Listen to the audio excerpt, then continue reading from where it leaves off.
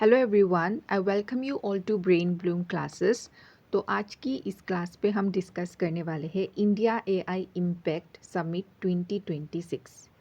So basically this year 2026 में AI submit हुआ है इंडिया पे। ठीक है, तो इस सबमिट के बारे में पूरी डिटेल हम इस क्लास में डिस्कस करने वाले हैं, तो एंड तक जुड़े रहिएगा। So let's start today session. So basically what is this AI impact summit 2026? क्या है ये, है ना? तो ये बेसिकली एक इंटरनेशनल समिट है ऑन आर्टिफिशियल इंटेलिजेंस यानी कि एआई। तो एआई के ऊपर जब बहुत ज़्यादा इंटरनेशनल लेवल पे सारे कंट्रीज़ की जो लीडर्स है, ठीक है, वो लोग आके डिस्कशन किया है related to AI. So this is all about this summit.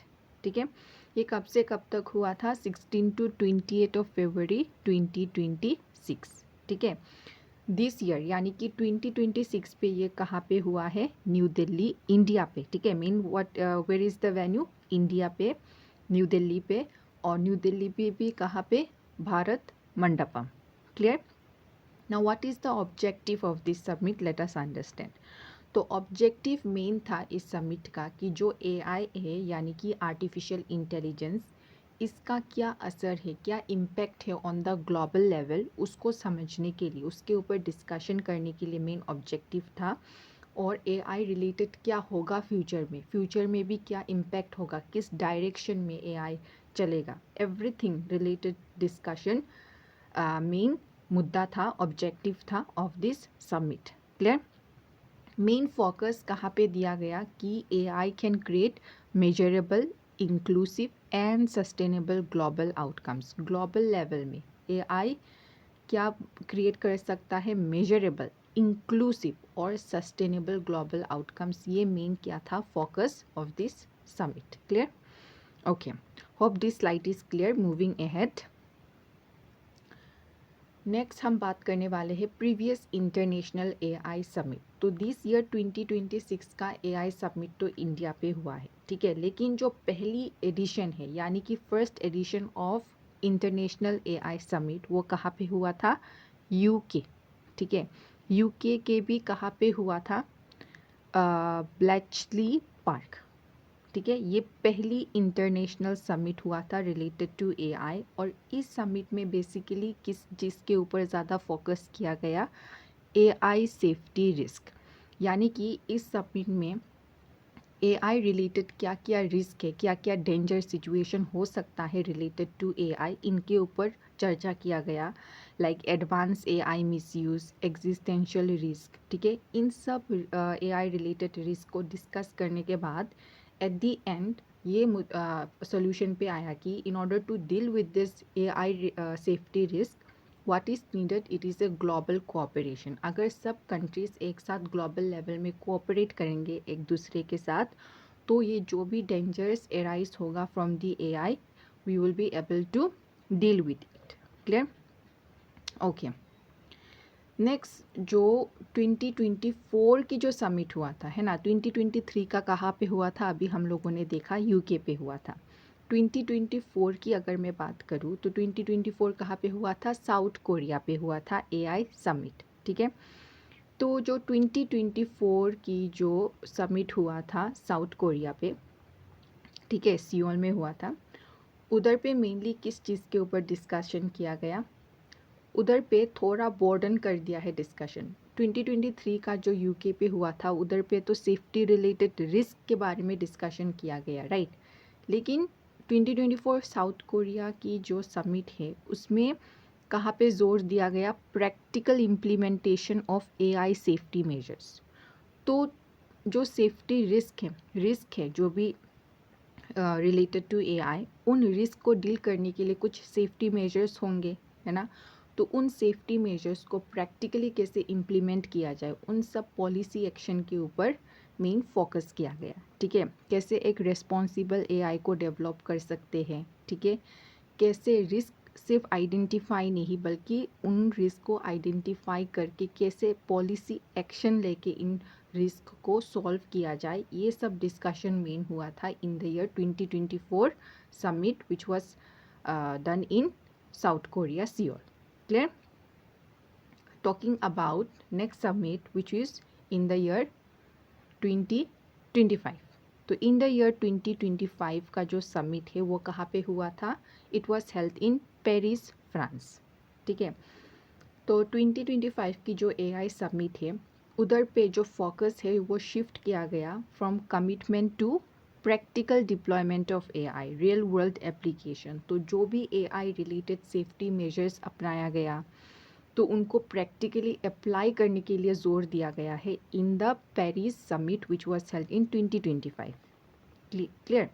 और ये जो समिट है 2025 की जो पेरिस में हुआ था उसमें मेन इम्फेसिस दिया गया कि कैसे ग्लोबल लेवल में एक AI गवर्नेंस फ्रेमवर्क डेवलप कर सके.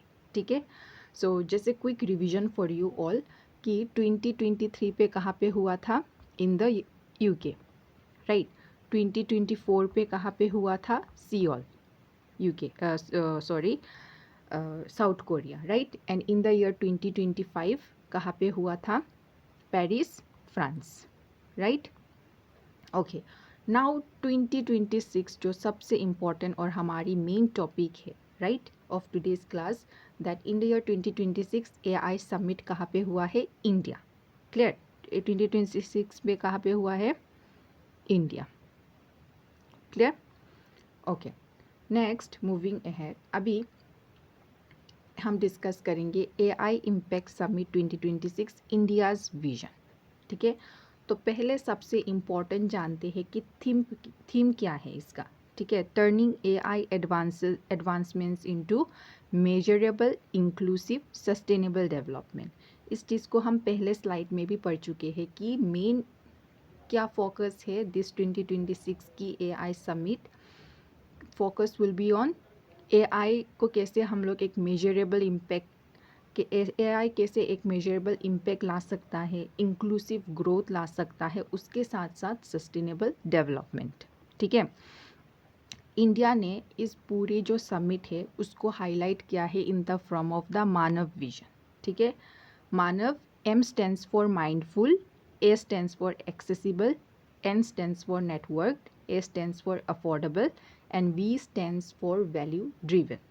यानी कि जो AI है, ठीक है, आर्टिफिशियल इंटेलिजेंस, वो ह्यूमैनिटी को सर्व करना चाहिए, है ना, ह्यूमन सेंटर्ड इनोवेशन लाना चाहिए और एथिकल एंड रिस्पॉन्सिबल यूज़ होना चाहिए. M यानी कि माइंडफुल. AI को हम एक रिस्पॉन्सिबल तरीके से यूज़ करें, उसके ऊपर मेन फोकस है M यानी कि mindful.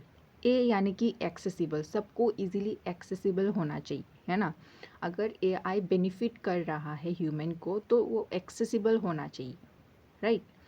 Third, it is N, network. सिर्फ रिच या रिच कंट्रीज़, रिच लोगों को ही सर्विस नहीं प्रोवाइड करना चाहिए, सबको इक्वली उसकी जो सर्विसेज है उसको प्रोवाइड करना चाहिए.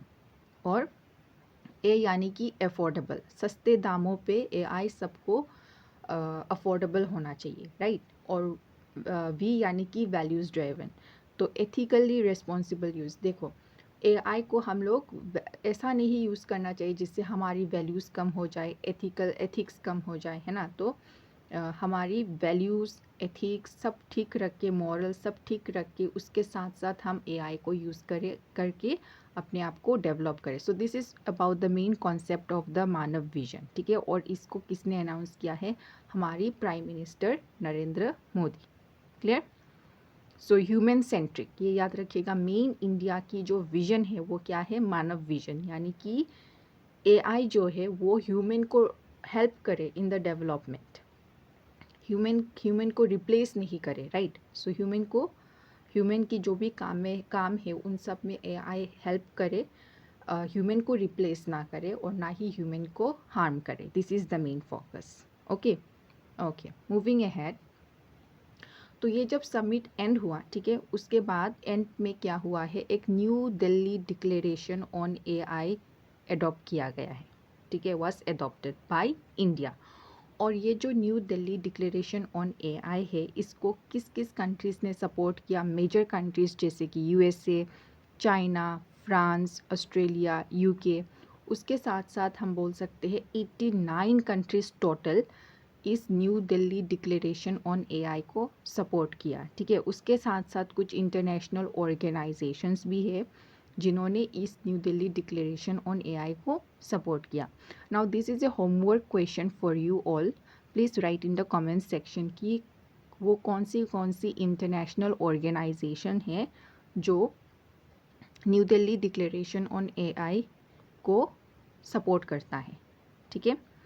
ओके, तो एज ए होल ये क्या दिखाता है कि global consensus on responsible AI governance, right. Okay, की फीचर्स क्या है ये जो new Delhi declaration on AI है, तो मैंने आगे भी बोल दिया, main focus it is on human centric and responsible AI, है ना। ह्यूमन सेंट्रिक यानी कि जो एआई है आर्टिफिशियल इंटेलिजेंस, वो रिस्पेक्ट करना चाहिए ह्यूमन राइट्स, प्रोटेक्ट करना चाहिए डेमोक्रेटिक वैल्यूज़, फॉलो करना चाहिए रूल ऑफ लॉस, यानी कि वो असिस्ट करे ह्यूमन को हेल्प करे, उनको रिप्लेस ना करे या उनको हार्म ना करे। ये है मेन फोकस, क्या, ह्यूमन सेंट्रिक। मेन याद रखिएगा, इस मेन फीचर क्या है, ह्यूमन सेंट्रिक और रिस्पॉन्सिबल एआई होना चाहिए। क्लियर? ओके, नेक्स्ट क्या है main feature of this new Delhi declaration on AI, कि AI sustainable development goals related होना चाहिए। AI for sustainable development goal, जिनको हम शॉर्ट फॉर्म में एसडीजीज बोलते हैं, राइट। एआई के द्वारा हम अचीव करेंगे क्या, poverty reduction, better health care, climate change, special focus किया जाएगा ऑन दी डेवलपिंग कंट्रीज और least developed countries, right. So developing countries, least developed countries, उनकी ग्रोथ, उनकी डेवलपमेंट में हेल्प करने के लिए हम मेनली क्या यूज़ करेंगे, एआई। और उसके साथ साथ जो सस्टेनेबल डेवलपमेंट गोल्स है, इनको भी अचीव करने के लिए हम किसका मदद लेंगे, एआई, ठीक है। ओके, और थर्ड की फीचर क्या है, ब्रिजिंग द डिजिटल डिवाइड। देखिए, इनइक्वालिटी, ऐसा मैंने आगे भी बोल दिया कि एआई ऐसा नहीं होना चाहिए कि सिर्फ रिच या डेवलप्ड कंट्रीज़ को ही सर्विस दे, है ना। एआई को इजीली एक्सेसिबल होना चाहिए, अफोर्डेबल होना चाहिए, और सब लोग इस्तेमाल करें एआई का। The way AI is helping, it should benefit everybody, right.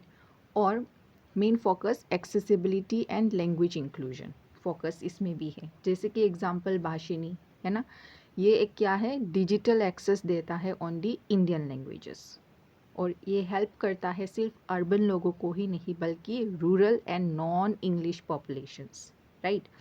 Indian की जो अलग अलग लैंग्वेजेस है उनमें इंफॉर्मेशन प्रोवाइड करना, डिजिटल एक्सेस प्रोवाइड करना, इसका मेन काम होता है भाषिनी का, ठीक है। So which plays a very important role for the rural and the non-English population. Clear? Okay. Next, risk-based AI governance. तो AI गवर्नेंस में और एक इम्पॉर्टेंट इस फीचर है ऑफ दिस डिक्लेरेशन की, ये रिकॉग्नाइज करेगा रिस्क, जैसे कि deep fakes, misinformation, cyber security threats, suggest करेगा regulation based on risk level of AI system. Okay, और ethical used in military and security context. So military में भी AI की हेल्प लेना, ठीक है, जिससे क्या होगा, responsible, accountable with in international law, और अवॉइड मिसयूज इन ऑटोनमस वेपन्स। तो मिलिट्री सेक्टर में, सिक्योरिटी कॉन्टेक्स्ट में भी एआई की हेल्प लेके एक रेस्पॉन्सिबल, अकाउंटेबल ये एआई को डेवलप करना, है ना, और जिससे मिसयूज़ रिलेटेड क्या होना चाहिए, अवॉइड होना चाहिए in the autonomous weapons. Okay, and with this we have ended today's session. I really hope you enjoyed the session and you understood it well. So ऐसी और वीडियोस पाने के लिए प्लीज़ सब्सक्राइब कीजिए and tell me in the comment section how was the video, and I really hope you understood it well. With this I'm ending today's session. Thank you so much.